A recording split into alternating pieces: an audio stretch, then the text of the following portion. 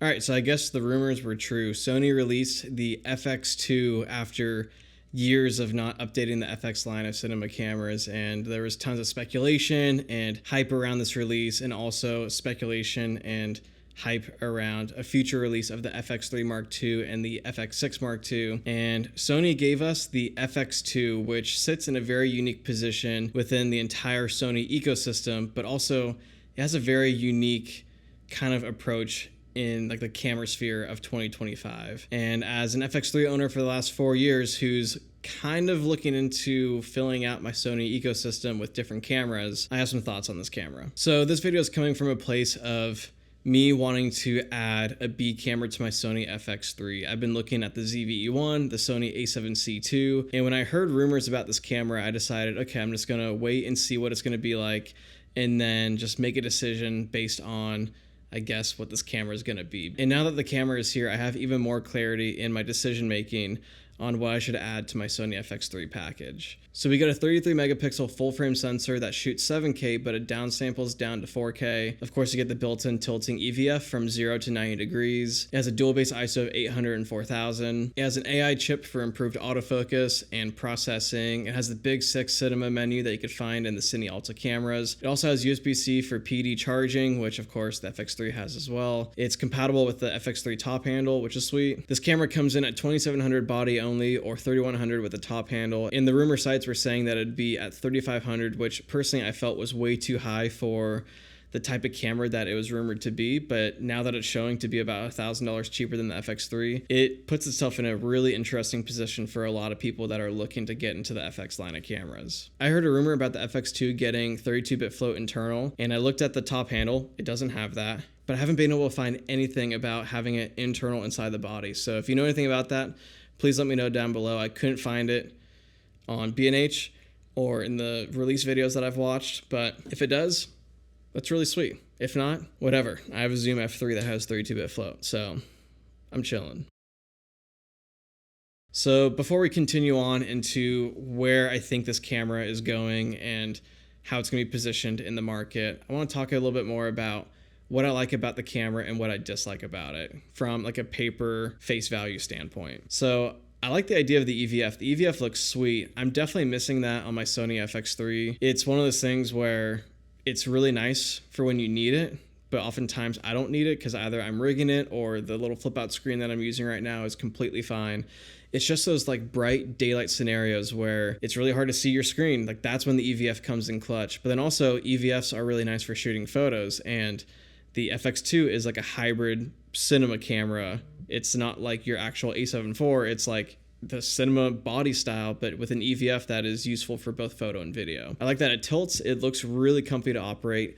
That's like the main reason why I want to get my hands on this camera, because shooting with it like on the left side, that would be really comfy having your camera right here versus like the alpha cameras having the EVF in the middle. I never liked that. I loved the A6500 EVF and I guess the A7C2 and the A7CR. I love how it's like offset to the left. So that's one thing I'm really excited to try out. Of course, having the big 6 menu that is taken down from the Cine Alta line of cameras. So your Venice 1, Venice 2, and then the Sony Burano. And it just has a really nice workflow that's clean and simple and effective. And it just shows all of your main settings that you're probably going to be tinkering throughout the day. And the Sony FX3 and FX6 are supposed to be getting this in September, I think. So it's really cool to see the FX2 get it now, because it really shows that Sony's starting to implement it down the pipeline from the Cine Alta cameras. And I also love the oversampled sensor. I've been researching the ZVE1, the A7C2, and I've been falling in love with that A7C2 sensor that's also shared with the A7 IV.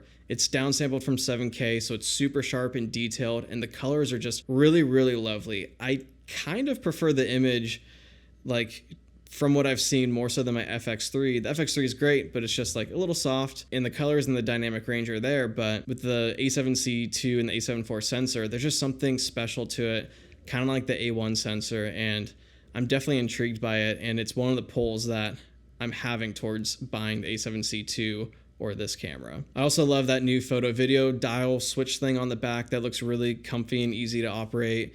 Instead of like the dial on top of the camera, they have to like pick up your, I guess, hand and like adjust the ring on top. It looks like it's really comfy for your thumb. It's a small thing, but it looks pretty great. The dual base ISO of 800 and 4000, I am a huge fan of. I love the low end of 800. That's just like naturally what I'm drawn to and what I'm used to for exposing and like picking out ND strengths. But sometimes 12,800 is way too much. And of course you can expose like beneath the base ISO, but it's nice having it kind of be maxed out for like it being even with your highlight and shadow range at 4000. So that's cool. I mean, you can't really go wrong with any of these cameras having their base ISOs all over the place. And I'm starting to stray away from exposing at base ISO. I've been dropping it a little bit lower, but that's something that I'm trying out. I'm mostly doing it on my Komodo, but I haven't really fully committed on my Sonys yet. It also has dual card slots, which the A7CII and the ZVE1 are missing on. They only have a single card slot, which for me is scary with personal work. That's a scary thing about my Komodo X. There's only one card slot in there too. And I love that the FX3, the FX6, the Burano, and now the FX2 all have dual card slots for redundancy, just in case something happens and you're shooting something that can't be repeated, like a wedding or an event. And if you have one card that fails, you ideally have a backup to work off of, and it's just nice having that peace of mind. But what's different about this setup is that one card slot is CF Express Type A and SD, but then the other is only SD. So that's cool because like most people aren't using Type A cards because they're pretty expensive and you're not shooting at crazy high frame rates and data rates. So V90 SD cards have been pretty fine for a lot of these cameras, but I know that's a gripe that a lot of people have, that it's not identical like the FX3 where it's Type A SD, Type A SD. I like that it's dual card slot. That's a big draw, but for my use case, I don't think it's a necessary thing to have. And then the last thing that I really love on paper is that it uses the same battery across the board as the rest of the other Sony Alpha cameras. And that's this little NP-FZ100 battery. And when I was working on the A6500 years ago, that had the really small Sony batteries that were awful. They couldn't hold a charge. They barely lasted like an hour. But these batteries have been great. I've been running them on my FX3. I have about 5 of them. And whatever camera I get that's not an FX6 or Burano, it needs to be running these batteries because I don't want to have different chargers and buy different batteries. I would just want to have one ecosystem and one battery type and charging, I guess, setup to worry about.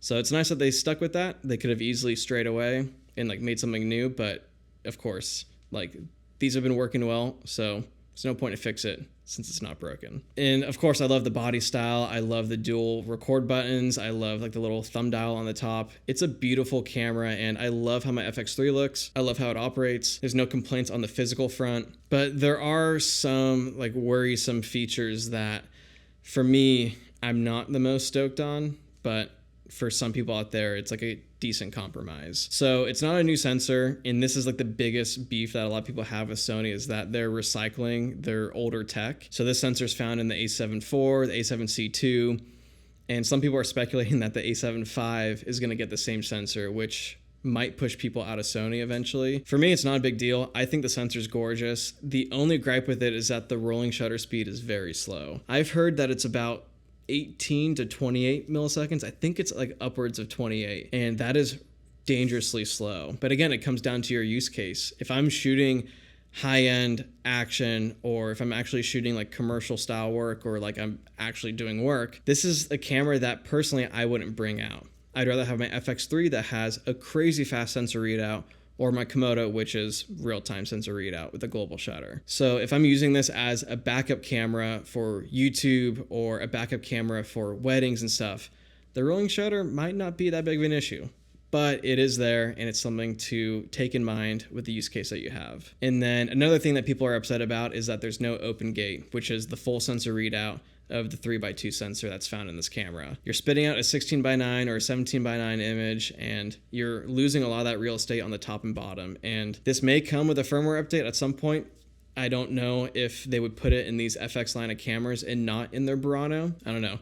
OpenGate's one of those things where it would be nice to have, but I haven't felt the pressure to shoot with it or to switch up systems to get it. Yeah, if they don't end up giving it to us, whatever, it'll be fine. But I know a lot of people are upset about that. The body is also a little bit bigger for my personal needs. I love the idea of the ZVE1 or the A7C2 because I'm looking for a backup camera. I want something to run as a EDC when I'm going on trips, I want something to be like my backup camera for overhead point of view, or if I'm filming my FX3, like I don't need something that is the same size as my FX3 because it ends up taking more space in my bag. And with that tilting EVF that is built into the body, that looks like it would be a nightmare to pack it away in a backpack or a pelly, or even just daily carry it around.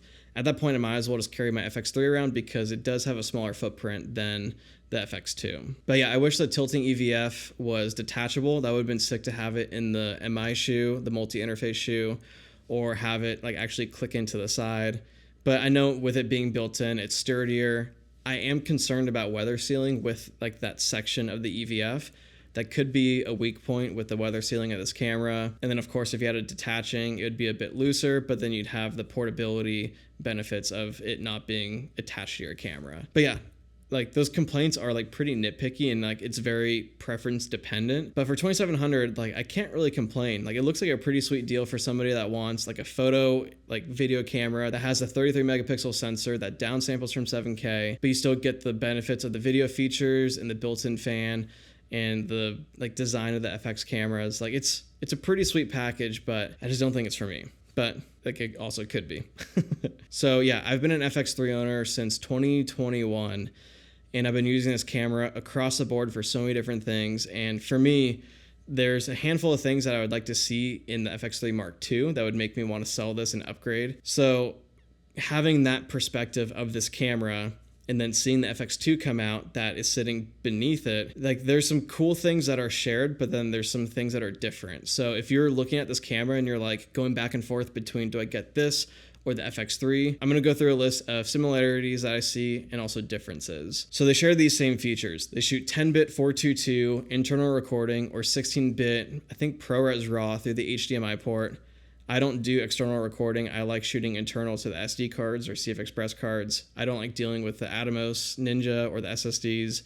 I've heard it makes the image better. They have the Bion's XR processing engine, whatever. Dynamic range of 15 plus stops. The dynamic range out of the FX3 is beautiful.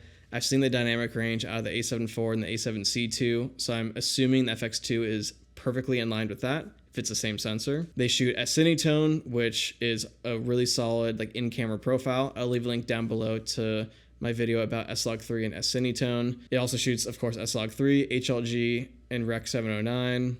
They both share the same compact, cage-free design with mounting holes and multiple record buttons, built-in fan. They can both use the XLR top handle.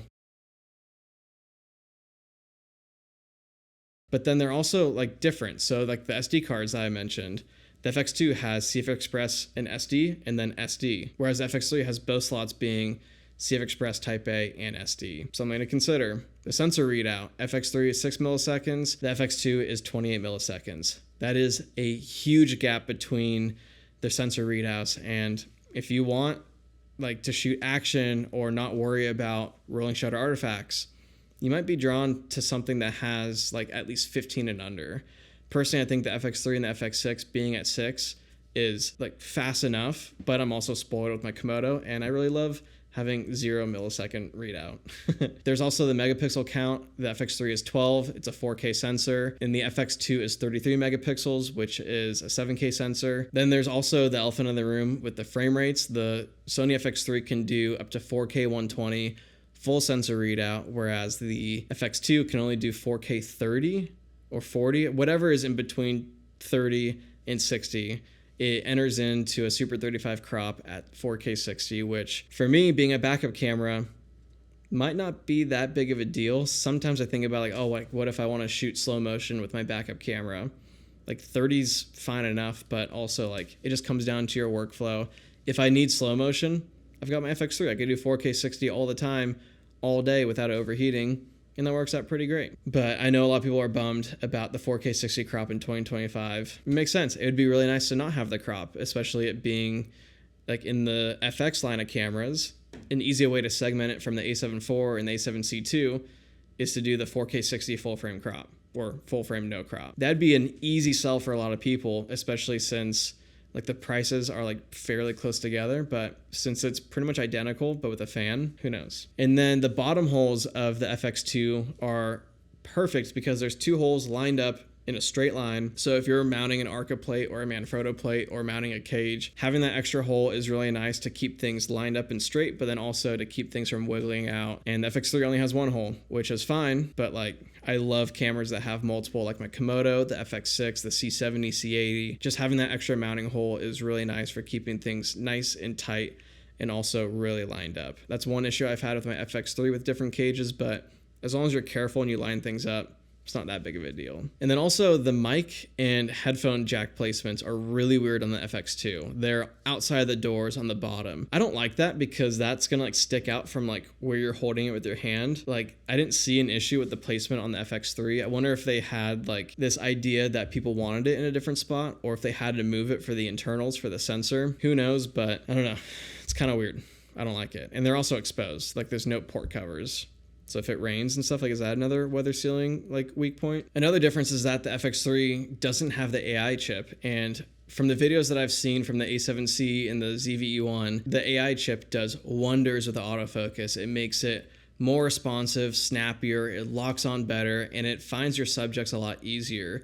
And that's one thing I'm really excited for in a B YouTube camera. I can plop down my ZVE1, A7CII, or FX2, and even if I'm wearing sunglasses or if I'm far away, I know the autofocus is going to find me and track with me. The autofocus is good out of the FX3, but it's not like at that tier. That's definitely one thing I'm looking forward to in the next iteration of the FX3 and FX6, because I've seen it on a lot of YouTube videos and it works out really, really well. I haven't used it in person yet, but eventually, hopefully I will once I finally make a decision on what camera to get. But yeah, I've kind of touched on this already, but essentially this camera is the A7C II and the A7 IV in video form. So if you look at the A7 IV, which I think came out first, that is like the gold standard hybrid camera. It shoots beautiful photos, it shoots video. It's not like the master of either. It kind of just does both decently well. If you want like a photo workhorse, there's the A7R, which is like a high resolution version. And then if you want like a video focused A7, you have the A7S III, but then now you have the FX3, which are synonymous. So Sony has like a unique lineup where they're like, okay, here's like your hybrid camera. And then if you want photo, go this way. If you want video, go this way. If you want both, stay right here. But then they also made the A7 IV strip down into the A7C II, kind of in line with the A6000 series. I loved that body style. It was compact, a great entry-level hobbyist daily camera, or a great backup to your main alpha cameras. And then now they have those cameras just beefed up for video use, which is cool, but it's not like full-on video use, because then essentially you have an FX3, but you have the benefits of the cinema style body with the FX line, the top handle, the tally lights, the fan, but then you can also still take photos and like have it as a hybrid camera, which is pretty sweet. But yeah, it definitely clears out the inventory for Sony, especially if they've been sitting on that sensor for a while. I love the addition of the EVF and like the application of it, having it tiltable off to the side. I think will be really well received from video shooters. I think having it in the middle on the alpha cameras gets a little uncomfortable. But then also like adding the AI chip for better autofocus and processing, like that's a huge benefit compared to the FX3. But yeah, it definitely makes sense from Sony's standpoint where they're clearing out inventory. Hopefully they're gearing up for just like leveling the competition with their new generation of cameras coming out. The Brano has me excited. It's interesting to see this FX2 come out at this point in 2025, but having the AI features and like seeing them try something different is really exciting. I'm hoping that they're willing to take some risks with their next cameras. I don't want to see that EVF on the FX3. I just love how small my camera is without it. Maybe if they made it detachable, but like have it be just like bolted in and like have a piece to replace it, like that would be really sweet. So then it's still sturdy but modular. Who knows? But yeah, from what I can see, this camera solves a lot of issues that people have had with the A7C II and the A7 IV. It has a better body design and handling. It has better audio options. You have the XLR top handle. You have your tally lights and multiple record buttons. And then it also doesn't overheat because it has a built-in fan. And then lastly, it also has that Big 6 menu that is perfect for video shooters. So that pretty much leads into who do I think this camera is for? And I've been racking my brain the last couple of days, just like thinking like, is this for me? Is this for like an entry-level person? Is this for someone who's super established and wants a B or a C camera? And essentially, I think it's meant for the hybrid shooters that are actually looking at the A7C II and the ZVE1, but they have that like little voice in their head that is drawing them towards video. I know a lot of guys that have the FX6, FX3, and then they also shoot photos, so they need the A7 IV. And that's kind of where your preference comes into play, because for me personally, I'd rather have my FX3, FX6, and if I needed photo, I'm buying the A7 IV or the A7C2 or the A7R. I like having cameras that aren't hybrid. I guess the A7 IV and the A7 II are hybrids, but like I would, in that case, only use them for photo and then video sparingly. I don't like the idea of running the FX2 as a hybrid camera, because when you're going back and forth between photo and video, you're still having to pull off NDs. Shooting photos with a microphone on the top or the top panel on the top is really clunky. But if your budget is like very tight, you're willing to work around compromises for the sake of actually getting out and creating, and then like you'll worry about like buying other camera bodies later on. I know I did that when I started out. I had one camera, one lens, and I made it work. I was shooting photo and video all the time, and that's just what you do. Dude, if you're like shooting video and you want to be in the Sony ecosystem but also shoot photo, and you don't have a crazy budget, like the FX2 looks pretty solid for that. So if you're a video guy and you're looking at this camera and like you want to primarily only shoot video, you need to also consider the downsides of this camera. The higher megapixel, higher resolution sensor does look quite a bit sharper, and it could look more digital than the FX3 or the FX30. But then you also have to look at your budgets. Like the FX30 is like $1,700. Like that's really, really cheap to get into the Sony ecosystem, but you're also capped at a crop sensor. And I don't know if it does 4K 60 without a crop, but then the FX3 is 3,800 new. So with this being at 2,700, like that fits like in a weird spot where the FX30 is a better video camera. Like, of course, the sensor readout's faster, but then like you don't get a full frame sensor. But then with FX2, like you have crazy rolling shutter artifacts because 28 milliseconds is very, very slow. But then the FX3 is often really expensive for a lot of people out there, and the used market is like non-existent right now. So it may be worth a jump in cost for some, going from like whatever A6000 camera or the A7C2 or the ZVE1 and then jumping into the FX2. Like maybe if you have a ZVE1 and the FX2, like that could be a pretty sweet setup. But yeah, it really just comes down to what you already have, what you're looking to do, and what you're currently doing. Because I have an FX3, I could justify getting an FX2 because I have that other camera to lean on for 4K 60 full frame readout, a fast sensor readout, the higher dual base ISO, the dual SD card and CF Express card slots. Like I can rely on that. But if it's like my main camera, like I don't know if I'm willing to jump into that. But I know a lot of hybrid shooters out there that are doing weddings and events and small social media stuff and like reels and all that. And like you can for sure get by with this one camera for Instagram and social media. Don't let anyone tell you that you can't.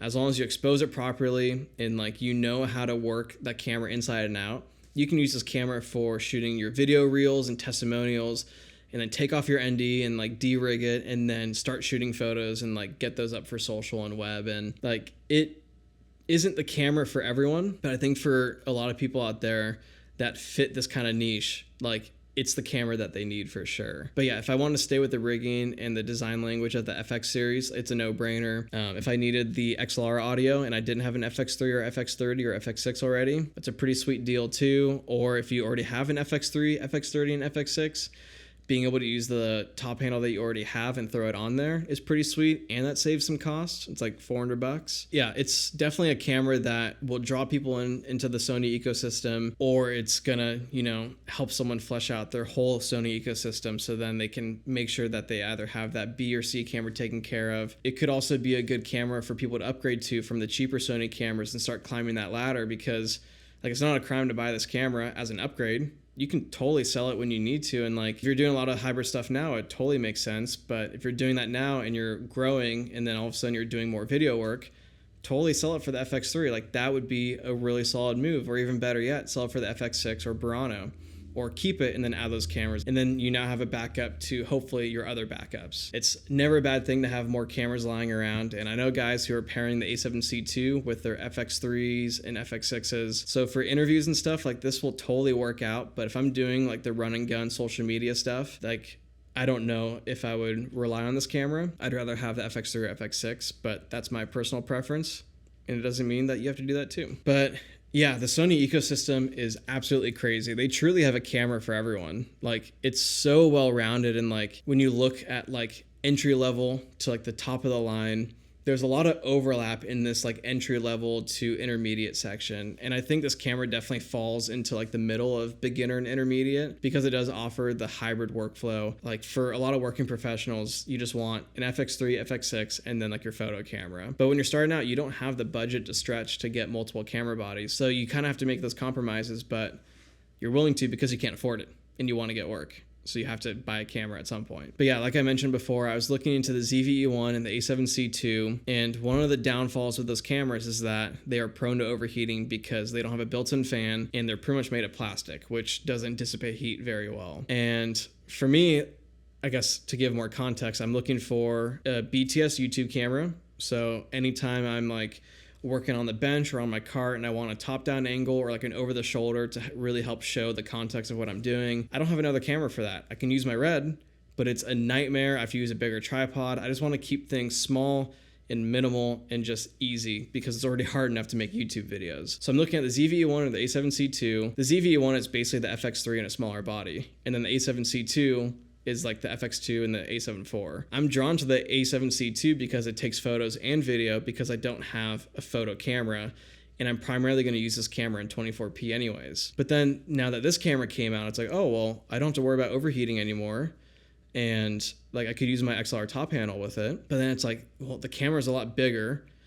I mean, it's like a little bit bigger because of the EVF. It's more expensive, and it's basically the same thing as the A7C2, which I've heard doesn't overheat as much as other people have said online. So, yeah, the A7C2 can't do 4K 60 full frame, and it has a crazy slow rolling shutter. But then the ZVE1 is like identical to my FX3, which feels redundant, but also it feels like a good move because it will match up perfectly. And of course, I could take photos on it. It's just not like I would be happy to deliver 12 megapixels to a client. On the off chance if I have to shoot photos, I think the A7C is 24 or 33 or something. On the off chance, like it'd be great to deliver those, but I don't know. It's a tough decision. Yeah, the path forward, like I said, I hope they don't add this EVF to the FX3. If they do, make it modular, please, because packing away my FX3 is an absolute breeze. Walking around with it without the EVF is so nice. If they do anything, make it with the multi-interface shoe. That'd be pretty sweet. I know for sure we're getting AI chips in the next generation. It's only a matter of time until they finally release these new cameras. I'm really excited to try out the AI chip for doing B-roll and talking to camera and just doing normal YouTube stuff. That seems really like nice to have, and I'm definitely like having a little bit of FOMO with my FX3. Like the autofocus is good, but I know it could be a lot better. But yeah, with this FX2 release, it's got me amped up for the FX3 and the FX6 Mark II. I am anxiously awaiting those because there are some key upgrades that I'm definitely looking for. And this camera is encroaching in on 5 years old, and it's definitely due time for an upgrade. But yeah, as of now, the FX3 and the FX6 are selling like mad. You can barely find them used for like even like $500 off, if not like a little bit less. So I think they're probably going to take some time to like really make sure that these new cameras are killer before they jump the gun, because they don't have to. Everyone's requesting these cameras, they're using them, and they're just getting the job done. For my needs, I don't think I need it. It's a little bit too big. I don't need that kind of EVF. The price tag's a little bit too high. I saw a ZVE1 for $1,300 on B&H, and I should have jumped on that. And yeah, I probably wouldn't have been talking to you guys on this video if I did that. But yeah, the price is a little bit too high. I don't think I need a fan for it. Do I need the Big 6 menu? No. I just think I'll be better off with the ZVE1 or the A7C2, and hopefully those things drop in price because of this camera. But who knows? Like, if you're out there and you need a new A camera to pair up with your A7C or ZVE1, this could be a really solid offering because of the implications of the FX line. Yeah, it might not be new tech. It might not be exciting. It might not have internal ND or open gate, but I know that these Sony cameras are super reliable. They spit out a great image, and as long as you know how to work around the rolling shutter stuff, yeah, I say let it rip. But I am inclined to push you towards the FX3 if you are a serious video person, because the FX3 is just an absolute workhorse. And for me, the benefits of the FX3, though it being older, outweigh the benefits of the FX2 being newer. And it's one of those things where, you know, you spend a lot of time with an ecosystem and a camera, And when this new camera comes out, you can kind of already get a good pulse on what it's going to be. And this might be a new go-to for a lot of people out there, because I've heard that sensor is actually really well received. It's just that rolling shutter is like a little rough. Yeah, it should be a good camera for a lot of people out there. If you're hating on this camera, go buy a different camera. It's not for you. Like, think about the people that are getting into this, that are entry level or don't have the highest budgets. They're going to be so psyched on this, just even having a fan and the XLR top handle and dual record buttons and tally lights, and we already went through all that. So yeah, if you guys have any questions about the Sony ecosystem or my other thoughts on this camera or future thoughts on the FX3 and FX6, feel free to leave those down below. At some point, I will make an FX3 Mark II wish list, and same for the FX6, because those videos are fun, and it's always fun to like compare with like what you think versus what actually happens whenever they actually get released. So yeah, I hope you guys enjoyed this video. I'll see you guys in the next one. Peace.